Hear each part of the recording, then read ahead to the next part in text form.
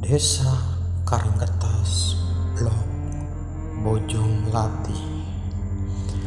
Ada sebuah cerita yang menarik di desa ini, yang dimana kejadian ini entah tahun berapa, tapi cukup bikin ramai di masyarakat. Jadi pada awalnya cerita ini menceritakan beberapa pemuda yang ketika itu sedang bermain sepak bola ya di lapangan. Kebetulan lapangan sepak bola di desa Karangkertas Blok Bojonglatih ini tidak jauh dari pinggiran Kali Cimanuk ya. Kemudian beberapa pemuda ini yang sedang main bola itu selalu memperhatikan ada ikan gabus yang selalu setiap hari itu mereka berduaan, artinya kayak sepasang gitu. Saban hari ketika mereka sore hari main bola, kedua ikan gabus tersebut selalu berdua. Cuman ketika dipancing maupun ditembak pakai tembakan senapan yang berukuran untuk burung atau senapan angin lah ya lebih tepatnya, tapi tidak pernah kena. Kalaupun kena pun dia tidak mati gitu. Saban hari ikan gabus itu selalu berduaan. Entah kenapa, gimana ceritanya, pas hari itu ketika dipancing, dan konon katanya dipancingnya pun menggunakan kayak kue ya, tidak kayak pada umumnya menggunakan kayak katak ataupun umpan-umpan lainnya, menggunakan kue ya, kalau nggak salah itu kue roti. Ini informasi ini menurut narasumber yang pernah saya ngobrol ya. Lalu ketika itu kenalah si ikan ini. Namun anehnya si ikan ini dari sore hari itu sekitar jam 2 sampai malam hari kan posisinya sudah kena pancing, lalu dimasukkan beberapa ranting dari rongga yang di samping itu sampai ke bawah itu lalu digantung. Tapi kondisi ikan tersebut tidak mati sampai malam hari, ketika mau dipotong pun belum mati.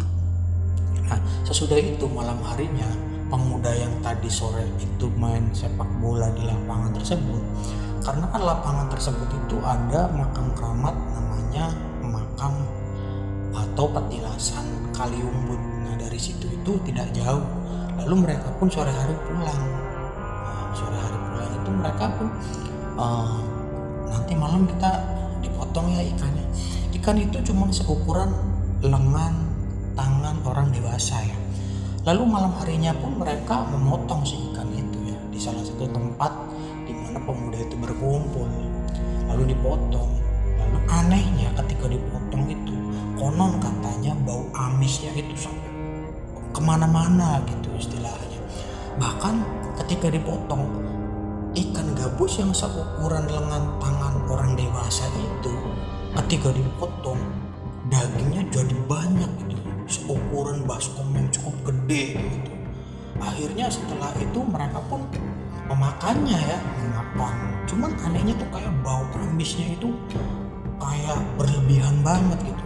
Tapi ketika dipotong pun banyak kejadian-kejadian yang aneh, seperti kayak misalkan ada orang teriak atau ada jeritan atau bunyi-bunyian aneh setelah dipotong itu ya. Lalu yang jadi bikin bingungnya si para pemuda itu, ketika tinggal kepalanya aja itu kan diambil tulang-tulangnya, kucing itu tidak mau makan. Itu informasi yang saya dapat dari narasumber yang mengalami ya. Setelah itu mereka pun setelah memakan ikan itu, bahkan karena dagingnya banyak ya, jadi beberapa anak-anak yang makan pun kebagian gitu. Lalu pada malam harinya itu ya mereka tidak merasakan hal-hal yang aneh. Mungkin ada beberapa mungkin yang ada kepikiran kok kayak gini gitu setelah mau makan ikan. Ada yang muntah-muntah, ada yang mulai bermacam-macam lah. Lalu mereka pun pulang ke rumah masing-masing.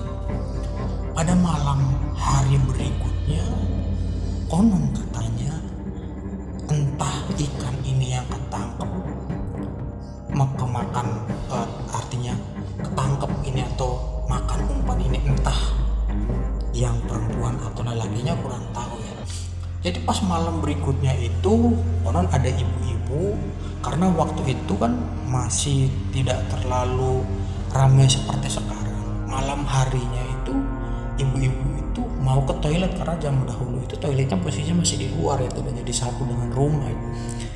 Tiba-tiba ada seseorang yang menanyakan dengan rambutnya basah, pokoknya misterius lah, menanyakan, katanya saya lagi mencari pasangan saya yang kemarin itu dibawa katanya. Terus ditanyakan siapa namanya, cuman si orang misterius itu tidak menjawab, bahkan dia berkeliling menanyakan, mencari gitu. Tidak disangka ternyata yang dicari itu ikan gabus yang dimakan sama pemuda-pemuda tersebut ya. Lalu keesokan harinya kejadian demi kejadian, hal-hal yang aneh. Terus makhluk itu mencari gitu. Akhirnya dia sampai merasuki salah seorang ya. Lalu dia ucapkan, katanya saya pengen dikembalikan lagi pasangannya, artinya dihidupkan lagi. Cuman karena sudah dimakan, ya bingung gitu kan. Jadi pemuda di situ tuh kayak panik. Akhirnya ada seseorang ulama yang memberi apa ya istilahnya, untuk melindungi si pemuda-pemuda ini. Jadi ya sudah, beberapa orang yang makan ikan tersebut intinya kumpul di musola. Ketika malam hari mereka sudah kumpul di musola itu, ini terjadi gitu, kayak angin, kayak suara teriakan, atau posisi di kaca itu kayak bergetar. Pokoknya hal-hal aneh. Bahkan ada beberapa orang yang sampai kabur ke Jakarta, artinya karena ngerasa takut ya, karena ngerasa takut hal itu meneror dirinya. Tetap sama, dia juga dicari gitu loh.